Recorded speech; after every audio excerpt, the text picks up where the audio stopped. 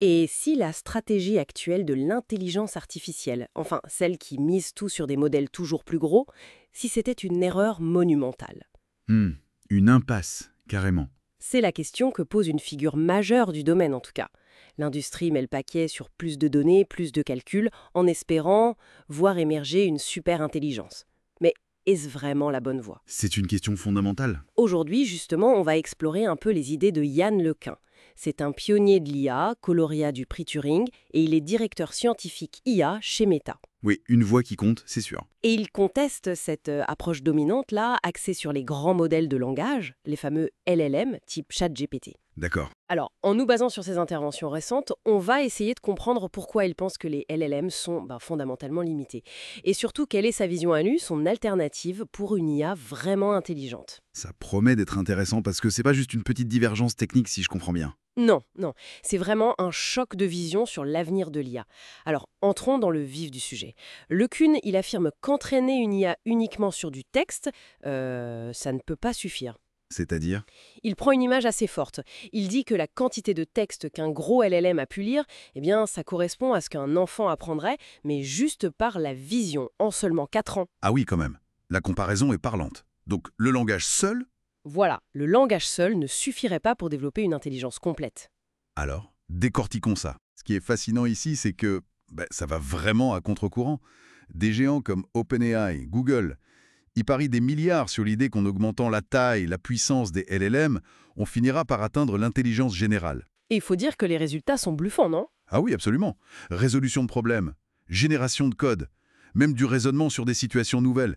C'est spectaculaire. LeCun ne nie pas du tout ses performances, attention. D'accord. Mais il insiste sur des limites structurelles. Là où d'autres voient encore une marge de progression énorme, lui il pense qu'on va heurter un mur à cause de cette dépendance exclusive au texte. Une sorte de plafond de verre pour l'intelligence et le bon sens. Ok, très clair. Alors, si les LLM ne sont pas la solution ultime, quelle est l'alternative selon LeCun? C'est là que ça devient vraiment intéressant. Il parle des world models, des modèles du monde. L'idée, c'est quoi? C'est des systèmes qui seraient capables de comprendre le monde physique, d'anticiper les conséquences des actions. Un peu comme nous, en fait. Exactement. Il donne l'exemple de l'enfant qui apprend qu'une bouteille, si on la pousse par le bas, elle glisse, mais si on la pousse par le haut, hop, elle bascule. Cette intuition physique. Une compréhension causale, en quelque sorte. C'est ça. Et ça, selon lui, ça manque cruellement aux LLM actuels qui fonctionnent différemment. Oui, la différence technique, elle est fondamentale. Un LMM, son job, c'est de prédire le prochain mot, le prochain token. C'est un processus qui opère sur des symboles discrets. D'accord? Mais le monde réel, il est continu, il est complexe. Il y a la physique, le temps qui passe, on le perçoit surtout par la vision, par des flux de données continus, pas juste des mots. Et LeCun dit qu'on ne peut pas juste prédire le monde pixel par pixel. Exactement. Il explique que ça a été tenté et ça ne marche pas bien. C'est trop complexe, trop de détails à prédire. Sa proposition, c'est que l'IA doit apprendre des représentations abstraites du monde. Abstraite. Oui, des modèles simplifiés de comment les choses fonctionnent, pour pouvoir ensuite raisonner dessus. C'est vraiment un changement d'architecture, pas juste une amélioration des LLM. Cela soulève une question importante. Sur ce qu'est l'intelligence au fond?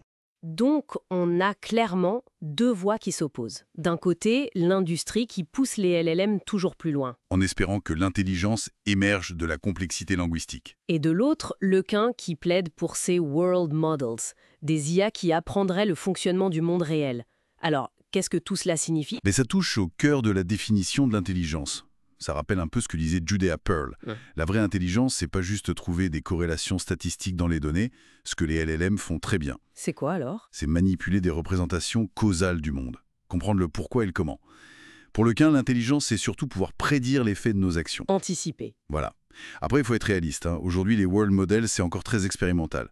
Les LLM, eux, ils dominent le marché, ils ont déjà un impact énorme. Donc, le débat est loin d'être tranché. Clairement. Alors, la question qui reste ouverte, c'est est-ce que l'avenir de l'IA, la vraie intelligence générale, viendra juste de la puissance du langage poussée à l'extrême, Ou est-ce qu'il faudra absolument cette compréhension profonde du monde physique, cette capacité d'abstraction et de raisonnement causal que LeCun appelle de ses voeux?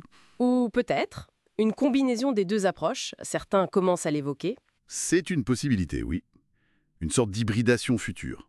En tout cas, c'est une réflexion passionnante qui nous aide à mieux cerner non seulement les défis de l'IA, mais peut-être aussi les mécanismes de notre propre intelligence.